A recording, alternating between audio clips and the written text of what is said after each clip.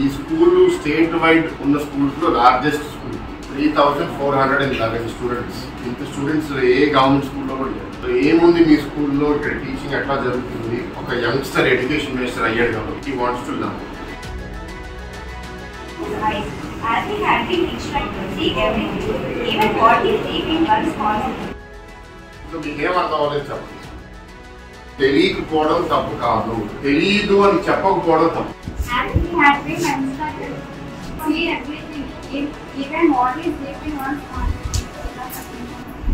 So as he had been instructed అంటే లెంచోకి ముందు ఎవరో చెప్పారు.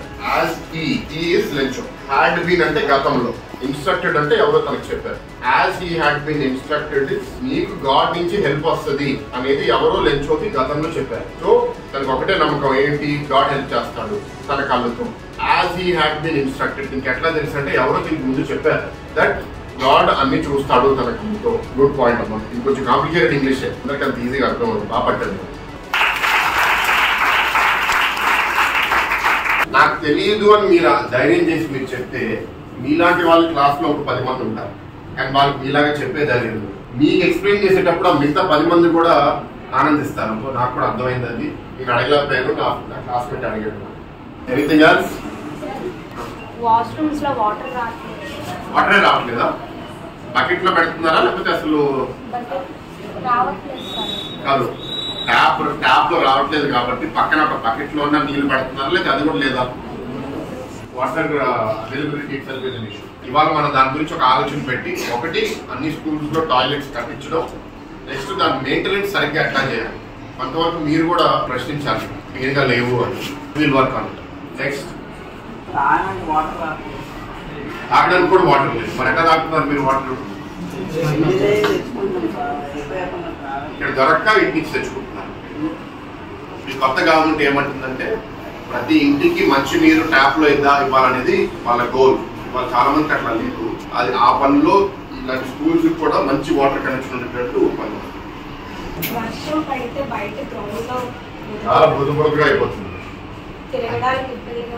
మనం అట్లీస్ట్ కొన్ని కాంక్రీట్ నడవడానికన్నా 2-3 వేయాలి. అది మంత్రి గారు కూడా చూసారు. డెఫినెట్ గా చేస్తాను. Very good feedback. Next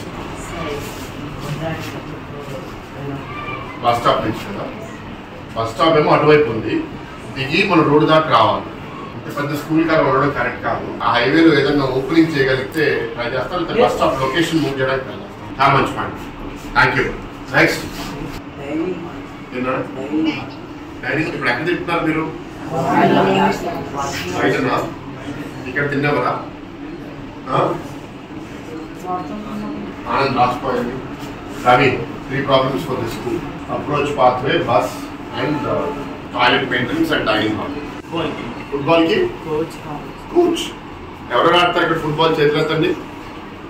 1 2 3 4 5 6 7 8 9. Oh very good. ఎవరు గోల్ కీపరు? మీలో నువ్వు గోల్ కీపరా? Okay okay very good. చాలా స్కూల్స్ ఇట్లాంటి గ్రౌండ్ ఉండదు. ఉన్న గ్రౌండ్ లో మనం కోచ్ పెడితే మీరు బాగా నేర్చుకోగలుగుతారు. Good point. బాగా చెప్తున్నారు మీ అందరు. Very good. Thank you everybody. అని అడిగిన వాళ్ళందరికీ